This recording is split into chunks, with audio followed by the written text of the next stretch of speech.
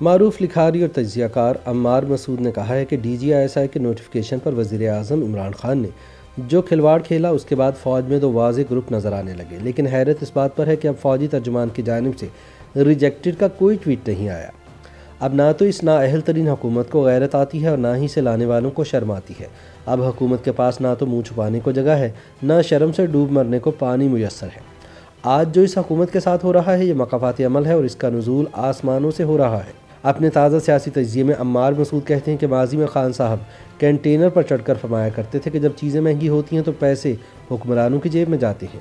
آج اس ملک میں صرف موت سستی رہ گئی ہے۔ موصوف کہتے تھے کہ مجھے ایک دفعہ کسی نے کہا کہ استعفیٰ دے دو تو میں گھر چلا جاؤں گا۔ آج پورا ملک جھولیاں اٹھا اٹھا کر بددعائیں دیتا ہے، مگر استعفیٰ تو کیا خان صاحب کے کان پر جوں تک نہیں رینگتی۔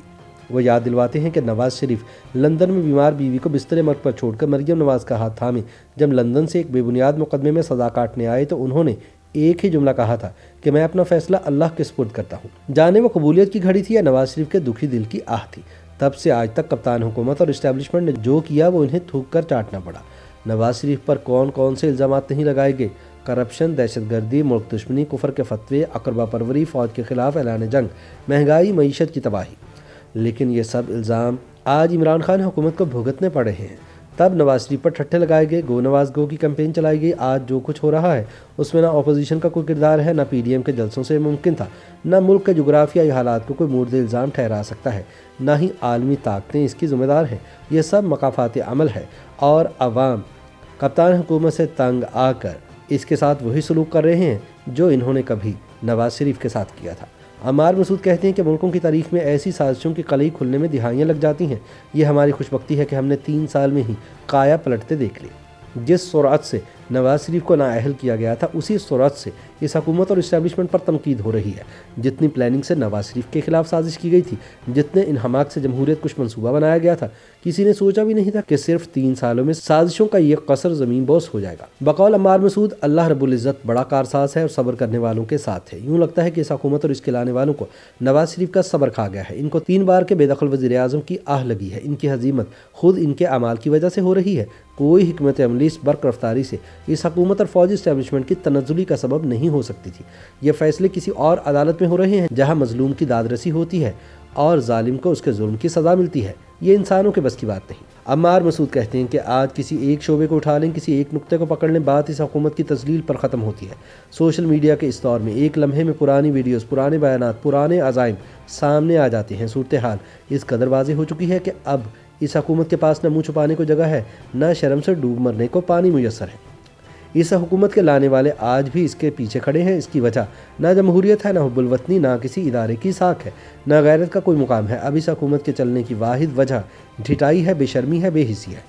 خان صاحب کہا کرتے تھے کہ IMF سے قرض لینے سے بہتر ہے ہم خود کشی کر لیں۔ آج دنیا دیکھ رہی ہے کہ ہم کشکول ہاتھ میں لیے در بدر گھوم رہے ہیں اور ہمارے قاصے میں صرف وطن کی عزت کی نیلامی کے سوا کچھ نہیں۔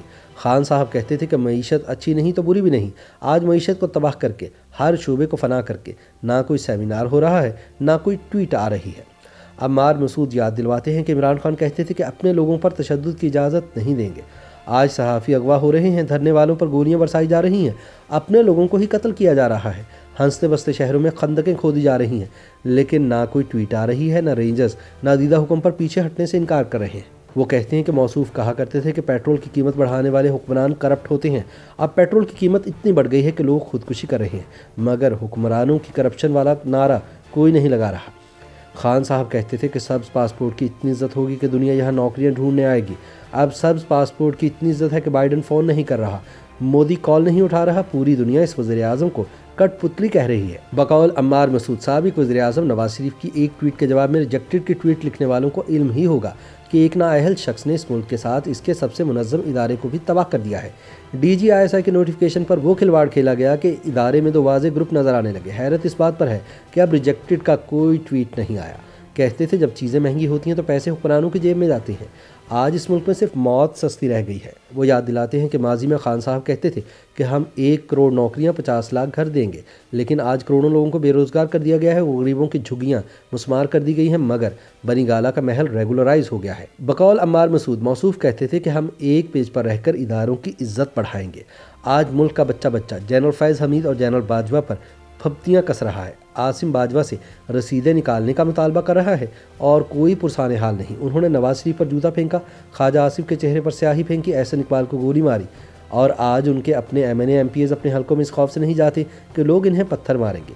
और तो और कहते थे कि अपने लोगों के खिलाफ ताकत इस्तेमाल ना की जाए, लेकिन आज हुकूमत मुखालिफ मुजाहिरीन के खिलाफ रियासती ताकत का इस्तेमाल किया जा रहा है। मीडिया पर मार्शल लॉ लगा हुआ है मगर किसी को शर्म नहीं आ रही। ये तो चंद मिसालें हैं। गुज़िश्ता 3 साल की तारीख ऐसी हजीमत से भरी पड़ी है। अब ना हुकूमत को गैरत आती है, ना लाने वालों को शर्म आती है।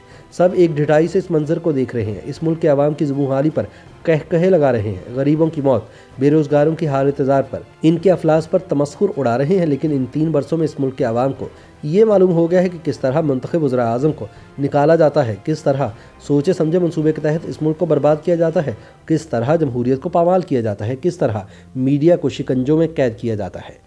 अम्मार मसूद कहते हैं कि मकाफात अमल नहीं तो और क्या है।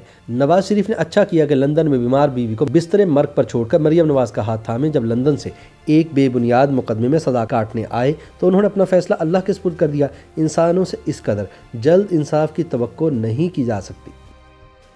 YouTube पर गूगली न्यूज देखने के लिए youtube.com की सर्च बार में गूगली न्यूज TV टाइप करें। गूगली न्यूज के पेज पर सुर्ख रंग के सब्सक्रिप्शन वाले बटन पर क्लिक करना ना भूलिए। YouTube पेज पर अपलोड होने वाली वीडियोस से बाखबर रहने के लिए बेल आइकन पर क्लिक कीजिए। आपको हर नई वीडियो के बारे में नोटिफिकेशन मौसूल हो जाएगा।